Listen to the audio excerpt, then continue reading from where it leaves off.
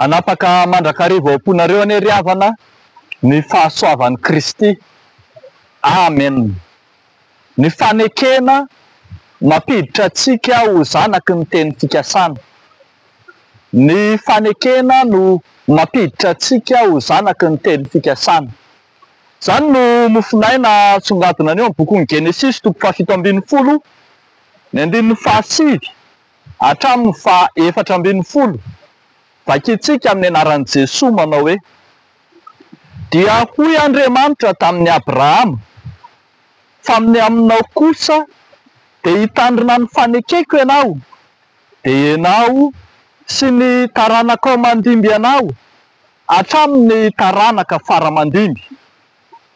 Ary izao no fanekeko ho amiko sy ho aminareo sy ny taranakao mandimby anao, dia izay ho tandremanareo ho forana ny lehilahy rehetra eo aminareo, dia ho forana ianareo ary ho famantarana ny fanekena ho amiko sy ho aminareo izany.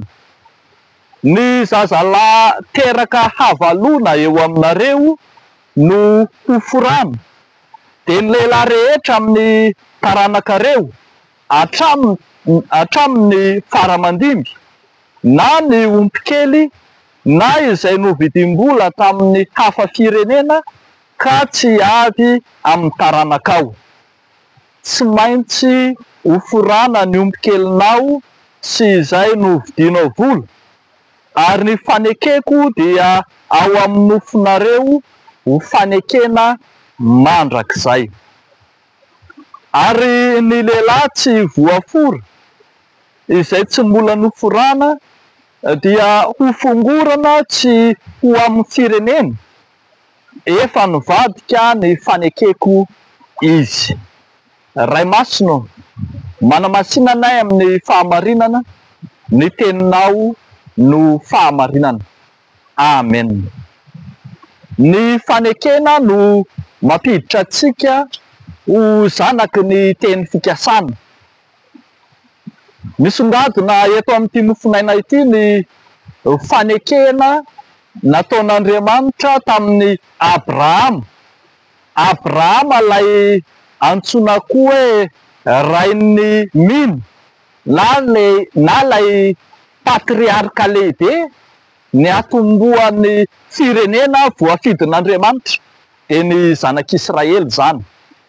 Nanomboka teo amin'ny Abrahama ny fanekena sy mampiditra ny zanak'Israely taty aoriana rehetra ho zanaky ny teny fikasana. Arak'izany dia araka io fanekena nataon'Andriamanitra tamin'ny Abrahama io no ampidirana ny olona rehetra, ny taranaka rehetra ho isan'ny zanaky ny teny fikasan'Andriamanitra.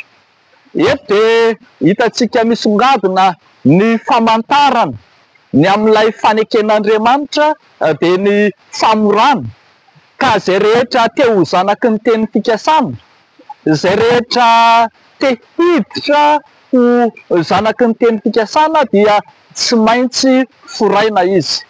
Ho foraina ny zanaky Abrahama sy ny zafiny hatramin'ny taranany faramandimby, ary ho foraina ihany koa na dia ireo olona nokaramaina, ireo olona novidiana vola ka miasa ao anatin'ny tokantranony. Izay rehetra teo eo ambany fiahiany Abrahama dia tsy maintsy foraina izy, fa izay no maha taranaky Abrahama azy, izay no maha zanaky ny teny fikasana azy. Tena hentitra dia hentitra Andriamanitra ny amin'ny anarana izany teny fikasana zany, mba hahatonga ireo olona rehetra eo andova fitahiana, andova fiainana. Tsy sanatria iziriziry ka hivadika amin'ilay faneken'Andriamanitra dia ho fongorana eo amin'ny firenena izy. Izay mantsy zany no ao ambadika ny tsy fanajana ny faneken'Andriamanitra. Izany no ao ambadika ny izay tsy andraisana ny famorana tamin'izany, tena sokajiana ho isan'ny mpivadika amin'ny fanekena ka dia ho fongorana izy.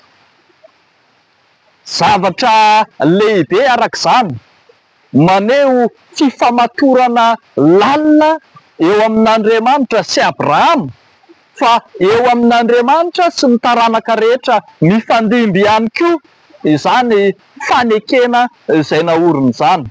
Dia hoy Andriamanitra manao hoe izaho Andriamanitra reo ary anareo kosa oloko. Rehavako malala ao amin'ny Tompo, iarahantsika malala fa tsy hafa io famorana izay endriky ny faneken'Andriamanitra tao amin'ny andron'ny Abrahama io, fa tandindo ny batisa ao amin'ny testameta vaovao.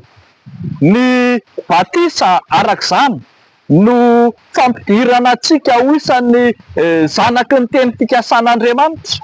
Ny batisa no andovahantsika an'Andriamanitra. Ary hoy indrindra ny tenin'ny apôstôly Paoly eo amin'ny Romanina 9 manao hoe tsy fantatrareo va fa na iza natao batisa ho an'i Kristy Jesoa dia natao batisa ho amin'ny fahafatesany.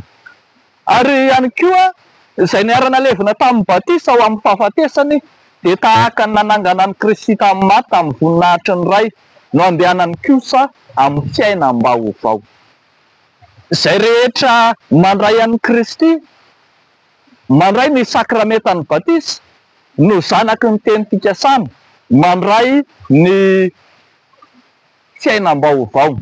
Ao amin'ny tontolon'ny testameta dia testameta vaovao tsy voafaritra samy irery ho an'ny taranak'i Abrahama samy irery intsony ilay faneken'Andriamanitra, fa misokatra mivelatra ho an'ny sokajin'olona rehetra araka ny tenin'ny Paoly amin'ny Galatianina 4:7, ny andininy fa 7:20 sy ny 7:20 manao hoe fa na iza ianareo no natao batisa ho an'i Kristy dia mitafy an'i Kristy. Tsy misy intsony na jiosy na grika, na andevo na tsy andevo, na lahy na vavy, fa iray ihany ianareo rehetra ao amin'ny Kristy Jesosy.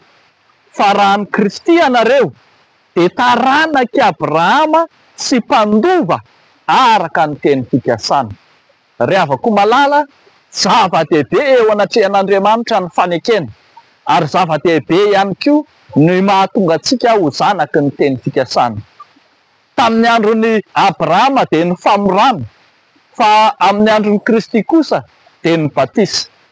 Izay no mahatonga ny hoe tsy mifidy salan-taona ny sakramentan'ny batisa, satria mampiditra ny olona rehetra manana zo ho zanaky ny teny fikasana avokoa ny olona rehetra, na ny zaza, na ny ankizy, na ny tanora, na ny olon-dehibe.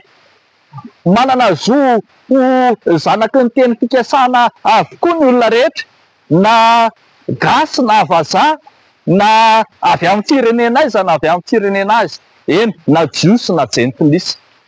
Manana zo ho zanaky ny teny fikasana satria ambara rehavako malala fa tsy mialon-jafy ny faneken'Andriamanitra sy ny teny fikasana izy Andriamanitra, fa misokatra ho an'ny olona rehetra, ho an'ny sokajin'olona rehetra izay misy ety amin'izao tontolo izao.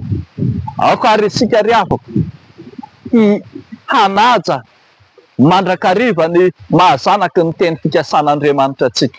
Efa natao batisa tamin'i Kristy isika, dia nandray ny fanahy masina, dia tonga zanaky ny teny fikasana. Aoka hitoetra mandrakariva amin'ny mahazanaky ny teny fikasana antsika. Aoka ny voninahitra antsobiky tsy ho ataontsika ho apatram-bary. Dia n'Andriamanitra irery ihany ny voninahitra. Amen. Ivavaka isika. Tompo, misaotra anao izay nandray anay ho zanaky ny teny fikasana, izay nampiditra anay ho isan'ny zanaka ao Andriamanitra, ho zanaky ny fiangonana rahateo. Izay kosa Tompo hitoetra amin'ny mahazanaka mpandova anao Andriamanitra, mandray ny fiainana mandrakizay.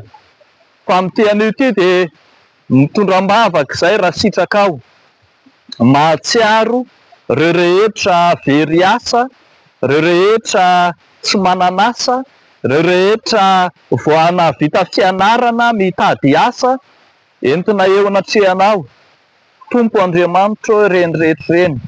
Fantatray fa Andriamanitra tompony asa ianao, ary ianao no lehibe ny mpampiasa rehetra, anokatra ny lalana rehetra, indrindra ialan'ny vahoaka amin'ny fahantrana lalina.